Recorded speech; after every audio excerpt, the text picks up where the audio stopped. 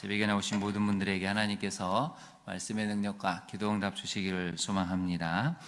이사야 41장의 배경을 우리가 먼저 이해를 해야 됩니다.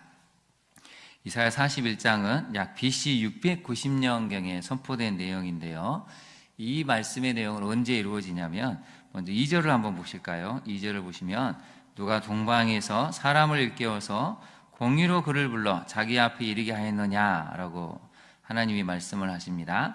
동방에서 사람을 일깨웠는데 3절을 보시면 그가 그들을 쫓아가서 많은 민족 나라들을 쫓아가서 그의 발로 가보지 못한 길을 안전히 지났다라고 나오죠. 그 다음 밑줄을 그으실까요?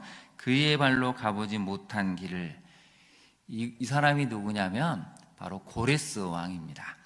바벨론의 포로로 끌려갔던 이스라엘 백성들이 이 바사 제국을 세운 바로 이 고레스 왕으로 인해서 드디어 포로에서 풀려나는 포로 귀환의 역사가 만들어지죠. 그래서 41장의 배경은 BC 690년에 이사야 선지자를 통해서 앞으로 약 150년 후에 일어날 일에 대한 이야기를 미리 예언을 하고 있는 것입니다. 여러분 상상해 가십니까? 150년 후에 무슨 일이 우리 자녀들에게 일어날까요? 우리 후손들에게 150년 후에 정말 그 삶이 어떤 삶이 될지 여러분 그려보실 수 있습니까? 근데 오늘 하나님은 150년 후의 일에 대해서 정확하게 말씀하시는데 그 중에 한 사람을 정확하게 지목하십니다. 그 사람이 바로 고레스라는 왕이죠. 그 사람을 일깨워서 2절을 다시 한번 볼까요? 공의로 그를 불러 자기 앞에 이르게 하는데 열국을 그의 앞에 넘겨주고 그가 왕들을 다스릴 것이다 라고 알려줍니다. 당시 고대에서 최고의 초강대국을 형성한 사람이 바로 이 고레스 왕이죠. 그래서 하나님은 지금 고레스 왕을 통해서 하실 일을 말씀하시는데, 그러면 이 고레스 왕은 무엇을 하는 것인가? 정확하게 이제 알려주고 있는데요. 8절을 한번 볼까요? 8절을 보시면 나의 종도 이스라엘아, 내가 택한 야곱아, 나의 벗 아브라함의 자손아라고 말씀하고 있습니다. 거기다가 밑줄을 그어볼까요? 나의 종, 내가 택한 야곱, 나의 벗 아브라함의 자손. 포로로 끌려간 이스라엘 백성들을 향해서 하나님이 세 가지 관계성을 말씀하시는 거죠. 너는 나의 종이다 라는 것이죠.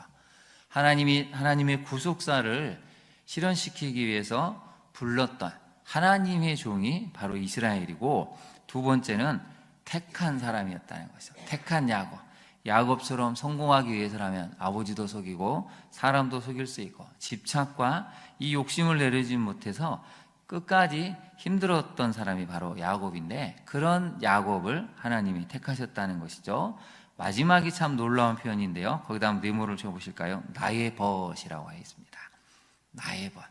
하나님이 나의 벗이라고 이야기할 만큼 이스라엘 백성들은 그런 관계성을 갖고 있었다는 것이죠. 여러분, 이런 관계성이 하나님이 우리에게도 주시고자 하는 관계성입니다. 그런데 사실 이 나의 종이고 택한 야곱이고 나의 벗인데, 지금 이 이스라엘 백성들 어디로 가 있었냐면 땅 끝에 가 있었다는 것입니다. 그래서 여러분 9절을 한번 보실까요? 내가 땅 끝에서부터 너를 붙들며 땅 모퉁이에서부터 너를 부르겠다라고 말씀을 하시죠. 이야기는 뭐냐면 이스라엘 백성들이 수십 년, 수백 년 동안 하나님께 선제를 보내시고 회개하라고, 공의와 정의의 삶을 살라고 아무리 외쳐도 끝끝내 불순종해서 결국 나라가 폐망하고 이 땅끝이라고 불리는 바벨론 땅에 포로로 끌려가 있었다는 것입니다. 근데 여러분 놀라운 사실은 구조를 다시 보시면 땅 끝에서부터 너를 붙든다, 땅 모퉁이에서부터 너를 부른다는 말씀을 하시죠. 이야기는 무엇입니까? 회복을 시켜주시겠다는 것입니다. 여러분, 우리가 인생을 살다 보면 땅 끝에 가 있는 사람처럼 살 때가 참 많습니다. 아무리 노력해도 도저히 회복을 꿈꿀 수 없고, 또 나의 실수, 나의 잘못, 나의 허물 때문에 이제는 돌이킬 수 없는 그런 어마어마한 그런 피폐해진 삶을 살 수가 있는데, 놀라운 사실은 하나님은 그 땅 끝에서부터 다시 나를 붙드신다는 것이죠. 왜 그럴까요? 첫 번째는 8절에 나와 있는 나의 종이고 내가 택한 야곱이고 나의 벗으로 하나님이 보시기 때문입니다. 비록 심판 때문에 땅끝에 끌려가 있지만 여러분 9절 후반절을 한번 보실까요? 너는 나의 종이라 내가 너를 택하고 어떻게 했다고 말씀하시죠? 싫어하여 버리지 아니하였다라고 말씀하십니다. 하나님은 여러분을 싫어하지 않습니다. 하나님은 여러분을 좋아한다고 말씀하시고 택한다고 말씀하시죠. 비록 실수하고 허물이 있고 죄로 인해서 좀 관계가 멀어질지라도 하나님은 땅끝에 있는 우리를 다시 한번 부르셔서 회복시키시고 다시 한번 일상의 삶을 주시기를 원하신다는 것이죠. 이런 맥락에서 41장 10절은 어마어마한 말씀인데요. 우리 같이 한번 읽어볼까요? 10절 말씀입니다. 시작. 두려워하지 말라. 내가 너와 함께함이라. 놀라지 말라. 나는 네 하나님이 됨이라. 내가 너를 굳세게 하리라. 참으로 너를 도와주리라. 참으로 나의 의로운 오른손으로 너를 붙들리라. 아멘. 이 말씀 언제 주어진 것이라고요? 땅끝에 있는 사람들. 희망도 없고 절망도 없고 아무것도 보이지 않은 채 그렇게 하루하루를 겨우겨우 살아내는 사람들에게 하나님이 오늘 말씀하셨다는 것이죠. 10절을 다시 한번 볼까요? 두려워하지 말라고. 왜냐하면 내가 너와 함께한다. 놀라지 말라. 나는 내 하나님이 된다는 것이죠. 이 하나님은 굳세게 해주시고 도와주시고 붙들어 주시는 하나님이시라는 겁니다. 오늘 새벽기도에 나오신 우리 성도님들 혹시 이미 땅끝에 가 있다고 생각해서 절망하고 있지 않습니까? 자녀들이 땅끝에 있는 인생이라고 생각이 되어서 좌절하고 있지는 않습니까?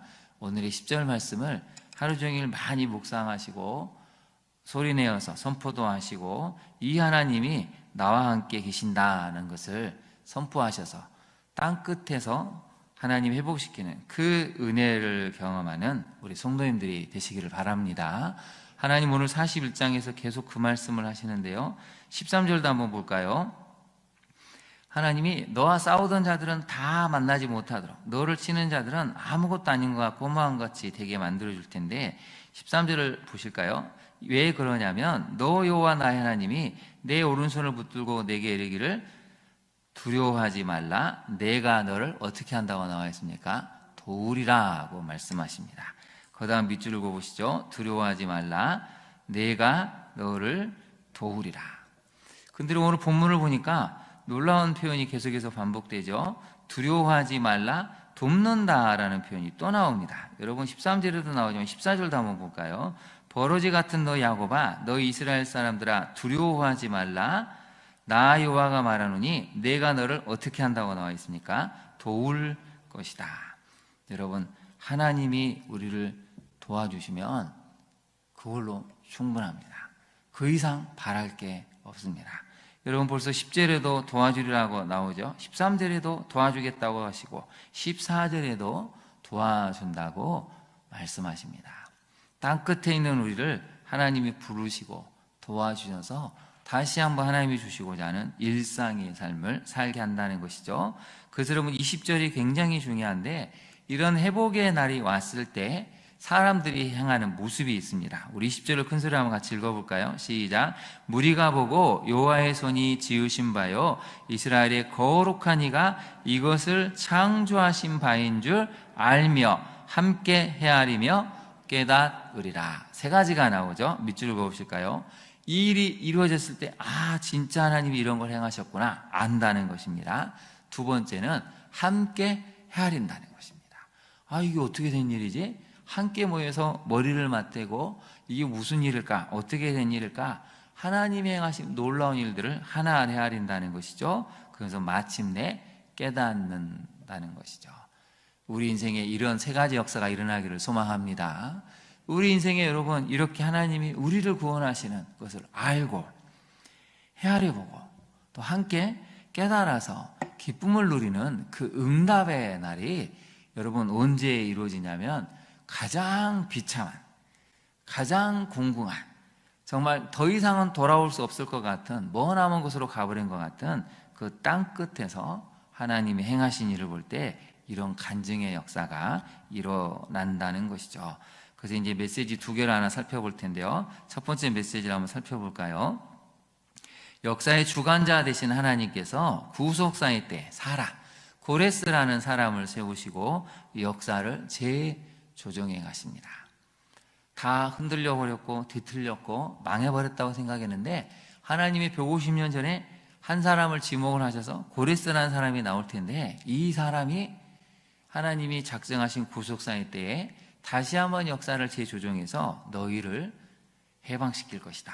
그 이야기를 41장을 통해서 말씀하신다는 것이죠. 그래서 적용을 한번 해볼까요? 여러분, 한 치 앞도 알 수 없는 상황이지만 하나님의 계획하심이 있음을 믿기에 낙심하지 않습니까?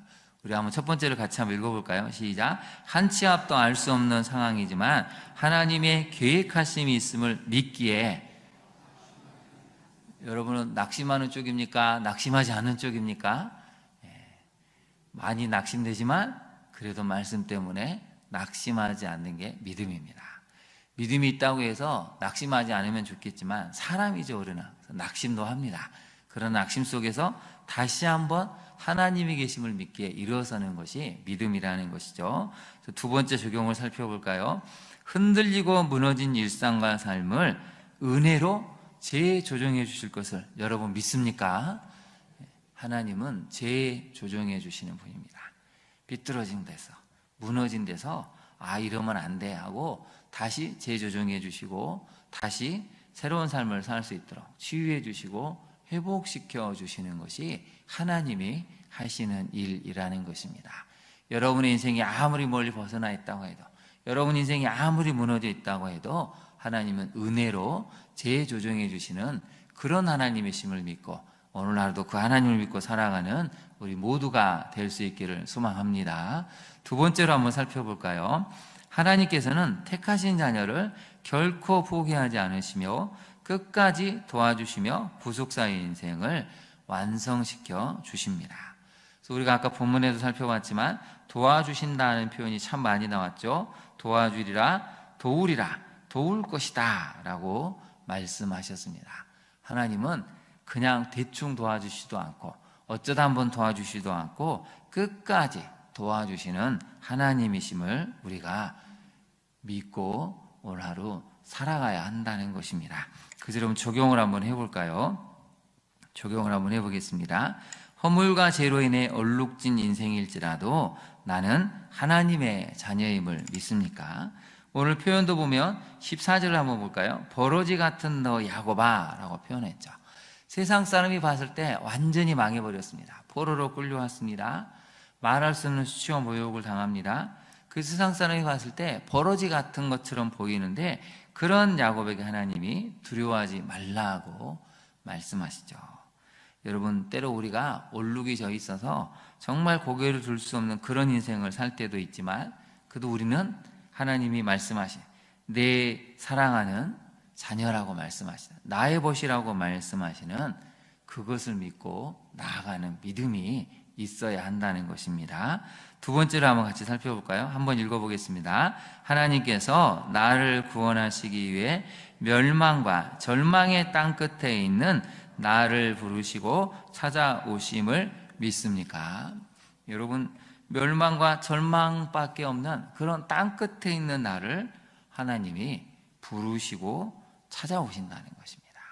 다시 살아가라고, 다시 너가 원하는 꿈꾸는 인생을 살아보라고. 그래서 20절의 말씀처럼 모든 사람들이 함께 모여서 이 하나님의 역사를 알고 함께 헤아리고 깨닫는 그 은혜를 주시겠다고 말씀하십니다. 여러분, 이 새벽에 기도하실 때 여러분이 어떤 멸망과 절망의 땅끝에 있을지라도 도와주시겠다고 말씀하시는 이 하나님을 의지하고 부르짖으시기를 바랍니다. 특별히 여러분 자녀들의 인생을 위해서 우리가 기도해야 될 때입니다. 우리 자녀들 때 이런 은혜를 입어서 참 하나님은 살아계시고 역사하시고 우리와 동행하시는구나, 그 간증을 할 수 있는 우리 믿음의 자녀들이 될 수 있도록 기도하신다면 하나님이 여러분을 통해서 선하신 역사를 이루어 가실 것입니다. 이제 6월 마지막 주간이 되었습니다. 6월 한 달 잘 마무리하시고 또 새롭게 시작되는 하반기도 은혜로 성령 충만으로 시작하는 우리 모든 성도님들 되시기를 간절히 축원합니다. 기도하겠습니다. 사랑의 하나님, 오늘의 말씀을 통해 또 하나님의 살아계심을 깨닫습니다. 어떤 상황에 있을지라도 하나님은 은혜로 구속사로 다시 한번 우리 인생을 재조정해 가시는 분이심을 깨닫습니다. 한 치 앞도 알 수 없는 인생이지만 그런 하나님의 계획하심이 있음을 믿기에 낙심하지 않기를 소망합니다.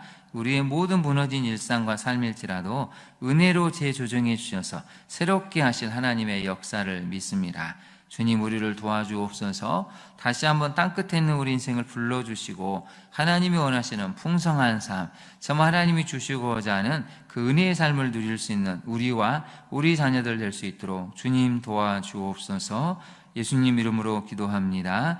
아멘. 하늘에 계신 우리 아버지, 아버지의 이름을 거룩하게 하시며 아버지의 나라가 오게 하시며 아버지의 뜻이 하늘에서와 같이 땅에서도 이루어지게 하소서. 오늘 우리에게 일용할 양식을 주시고 우리가 우리에게 잘못한 사람을 용서하여 준 것 같이 우리 죄를 용서하여 주시고 우리를 시험에 빠지지 않게 하시고 악에서 구하소서. 나라와 권능과 영광이 영원히 아버지의 것입니다. 아멘. 함께 기도하겠습니다. 하나님, 우리 인생을, 우리 자녀 인생을 하나님의 구속사의 은혜로 재조정해 주시기를 기도해야 됩니다. 이 땅 대한민국의 역사가 하나님의 은혜로 다시 한번 공의와 정의로 진리와 은혜로 재조정해 갈 수 있는 은혜를 달라고 기도해야 되겠습니다. 우리에게 흔들리고 무너진 일상이 있다면 다시 한번 은혜로 재조정해 주실 것을 우리 인생에, 우리 자녀 인생에 달라고 기도해야 되겠습니다.